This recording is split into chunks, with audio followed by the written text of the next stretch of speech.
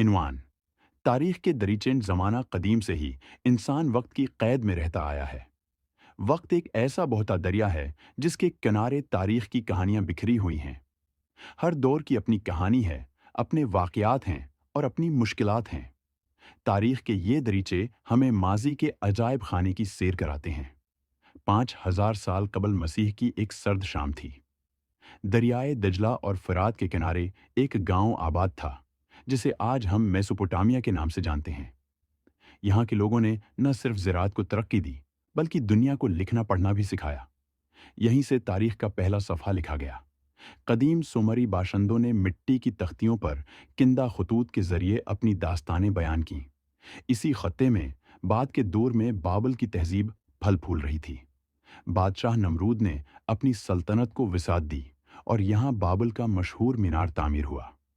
اس مینار کی تعمیر کا مقصد آسمان تک پہنچنا تھا، تاکہ انسان خدا کی مانند طاقتور ہو سکے۔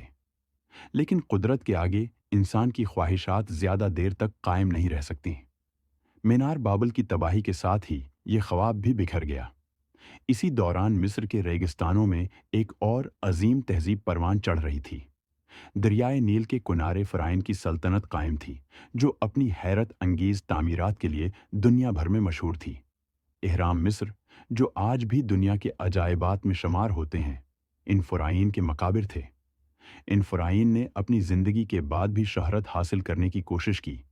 ان کی میمیوں کو محفوظ کیا گیا تاکہ وہ مرنے کے بعد بھی امر ہو سکیں۔ لیکن آج ان کی میمیوں کو عجائب گھروں میں دیکھا جا سکتا ہے، جو اس بات کی گواہ ہیں کہ انسان کی طاقت عارضی ہے۔ قدیم ہندوستان بھی اپنے آپ میں ایک نرالی داستان رکھتا ہے۔ یہاں گنگا اور جمنا کے کنارے آباد وادی سند کی تہذیب دنیا کی پہلی منظم تہذیبوں میں شمار کی جاتی ہے۔ موہنجو داڑو اور ہڑپا کے آثار آج بھی اس بات کی گواہی دیتے ہیں کہ یہاں کے لوگ کتنے ترقی یافتہ تھے۔ ان کے شہر کی منصوبہ بندی اور نکاسی آب کا نظام آج بھی ماہرین کو حیران کر دیتا ہے۔ لیکن یہ عظیم تہذیب بھی وقت کی دھول میں دب گئی، اور اس کے اسرار آج بھی حل طلب ہیں۔ دنیا کے دوسرے حصوں میں بھی تہذیبوں کے عروج و زوال کی داستانیں بکھری ہوئی ہیں۔ چین کی عظیم دیوار، جسے دنیا کی سب سے بڑی دفاعی تعمیرات میں شمار کیا جاتا ہے، چینی سلطنتوں کی عظمت اور ان کی حفاظت کی خواہش کا مظہر ہے۔ اسی طرح قدیم یونان کی دانشورانہ تحریکیں، جو فلسفہ اور سائنس کی بنیاد رکھتی ہیں، آج بھی علم کے میدان میں رہنمائی فراہم کرتی ہیں۔ یورپ میں رومی سلطنت کا دور آیا۔ روم کی شان و شوکت کا عالم یہ تھا کہ اسے دنیا کی سب سے طاقتور سلطنت سمجھا جاتا تھا۔ یہاں کے حکمرانوں نے قانون سازی، تعمیرات اور فوجی حکمت عملی میں نئی راہیں متعارف کرائیں۔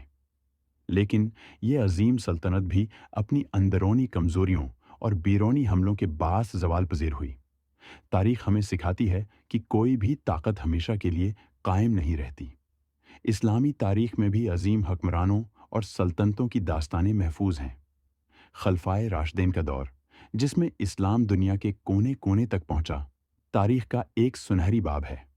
اسی طرح خلافت عباسیہ کا دور علم و حکمت کا دور کہا جاتا ہے، جب بغداد دنیا کا علمی مرکز تھا۔ لیکن یہ خلافتیں بھی اندرونی اختلافات اور بیرونی حملوں کی نظر ہو گئیں۔ تاریخ کے دریچے ہمیں ماضی کے واقعات سے سبق سکھاتے ہیں۔ یہ ہمیں بتاتے ہیں کہ وقت ایک مسلسل بہتا ہوا دریا ہے، جو کسی کا انتظار نہیں کرتا۔ ہر عروج کا ایک زوال ہے، اور ہر زوال کے بعد نیا عروج ممکن ہے۔ انسانی تہذیبوں کی یہ داستانیں ہمیں یہ سمجھاتی ہیں کہ علم، حکمت اور انصاف کی بنیاد پر ہی پائیدار ترقی ممکن ہے۔ تاریخ کا مطالعہ ہمیں یہ بھی سکھاتا ہے کہ انسان کی اصل طاقت اس کے اخلاقی اصولوں اور اجتماعی فلاح میں مضمر ہے۔ وہ حکمران جنہوں نے اپنی رعایا کے لیے انصاف کا نظام قائم کیا، تاریخ نے انہیں ہمیشہ عزت بخشی، جبکہ وہ حکمران جنہوں نے اپنی طاقت کو ظلم و ستم کے لیے استعمال کیا، تاریخ نے انہیں عبرت کا نشان بنا دیا۔ یوں تاریخ کے دریچے ہمیں ماضی کی روشنی میں مستقبل کے راستے دکھاتے ہیں۔ یہ دریچے ہمیں یہ یاد دلاتے ہیں کہ ہم سب ایک عظیم سلسلے کا حصہ ہیں، اور ہماری ہر کاوش اس عظیم تاریخ کا حصہ بن سکتی ہے۔